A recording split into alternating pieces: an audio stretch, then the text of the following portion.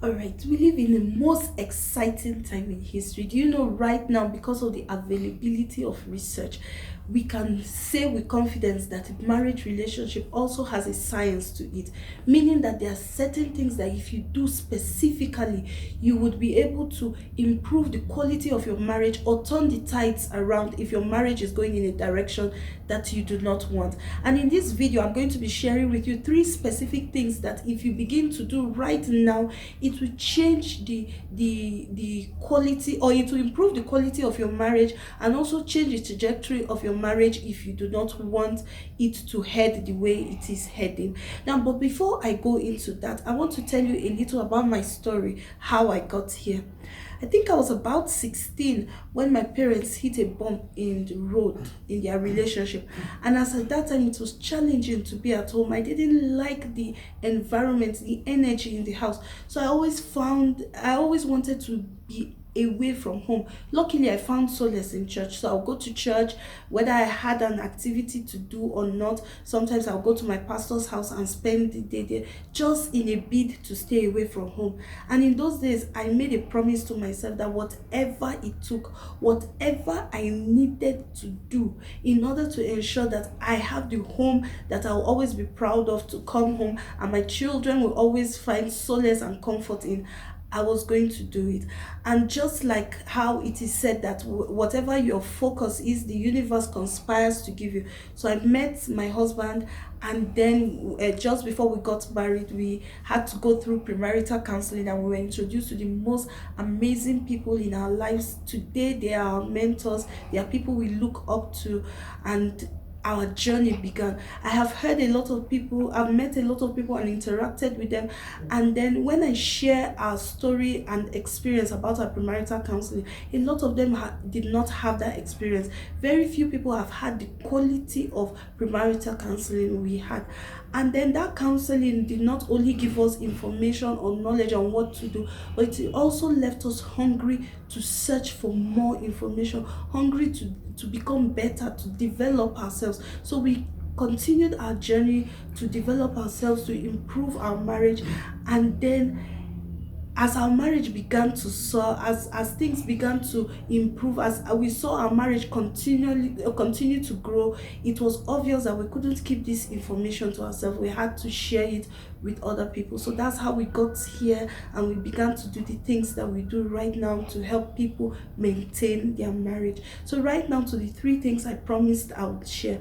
The first one is what we called friendship, a rounded awareness of what is happening in your partner's life. That's one key to maintaining relationship. Many people say, oh, I have a problem, we don't communicate well in our relationship, we have issues and we cannot discuss them. Many times what is lacking is a friendship base. These two people are not friendly, they are not friends, they cannot be open to each other, they are not vulnerable to each other, so they find it difficult to discuss when there's a challenging situation. Now, friendship requires that you become so informed about the details of your partner's life. It's as simple as you know what your partner is going to be doing throughout today, when they leave the house, where they are going to, the people they are going to be meeting, if they are going to be having a stressful meeting, you are aware, so that just before the meeting, what happy couples do is to send a message and say, don't worry, I know you will nail it when you go for that meeting. Or after the meeting, they call to say, how was the meeting, how did it go? And then when the husband has a doctor's appointment, the wife remembers to call him just before them to say, hope you remember that you have an appointment by 10. Are you going to make it?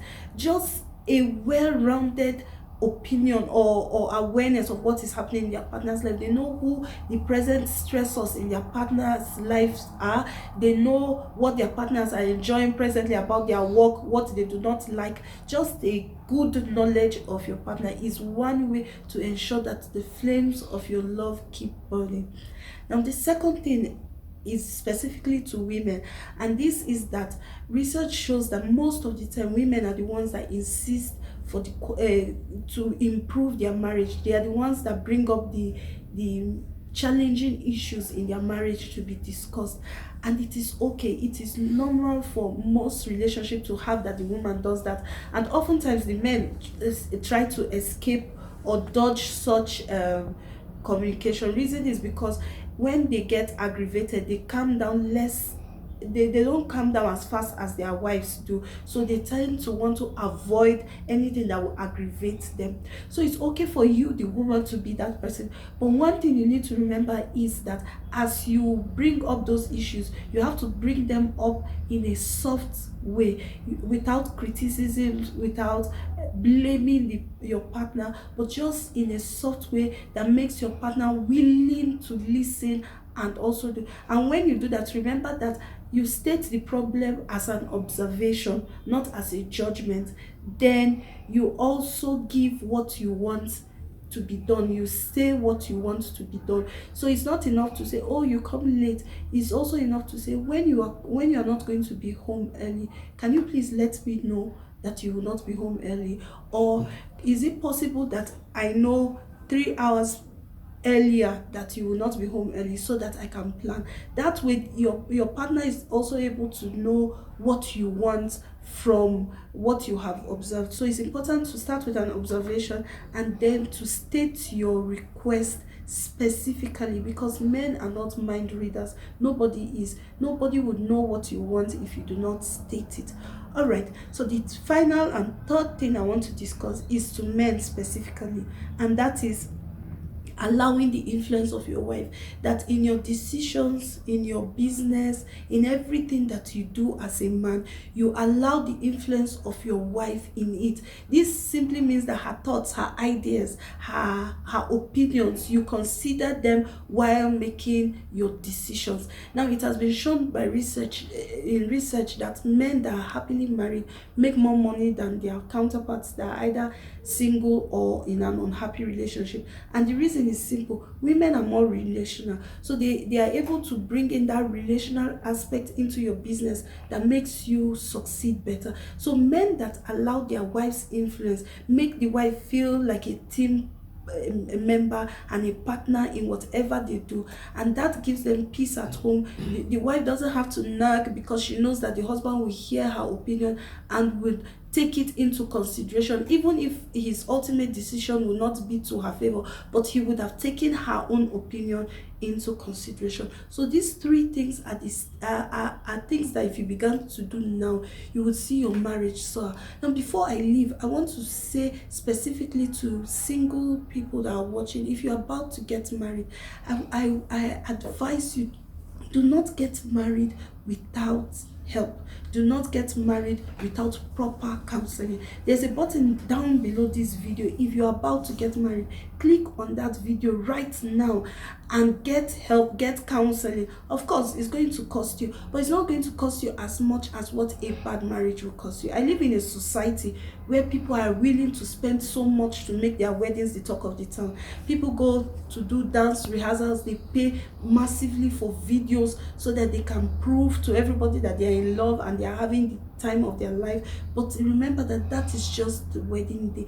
It will be better to have a marriage that is long lasting and sustaining than to have a wedding that everybody talks about and praises you for. So click that button right now. What are you waiting for? Click that button now and get yourself enrolled in a premarital counseling class that will help you assure that that love that you have, that love that you both are experiencing, will last a lifetime.